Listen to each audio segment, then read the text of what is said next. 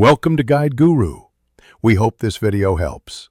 You will start by clipping the tuner to the scroll so it senses vibrations directly. This reduces ambient noise interference. Once clipped, power the unit and choose 440 Hz unless you need a different reference. This ensures consistent tuning across ensembles. Now pluck or bow the open a string clearly and watch the display. The tuner reads vibrations, not air, so small movements matter. If the needle or LEDs jump, steady your bow and try again to get a stable reading before adjusting peg. Now focus on bringing each string to the target pitch shown on the tuner. Watch whether it reads sharp or flat and how many cents off. Once done with A, move to D, G, then E to maintain neck tension balance. Make small peg turns. 1/4 turn can change pitch a lot. Then use fine tuners for 1 to 2 cent adjustments for precision.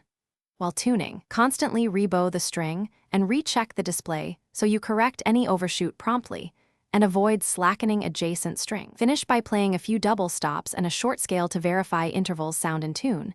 This checks how strings relate musically, not just individually. If the tuner fluctuates, make sure the clip has firm contact, mute nearby strings, and rebow slowly to get a steady reading. If a peg keeps slipping or you cannot reach pitch without extreme turning, stop and apply peg compound or consult a luthier, because forcing pegs risks damage. Remember, slow, precise adjustments beat hurried corrections. Thanks for watching. Consider subscribing if we helped you today.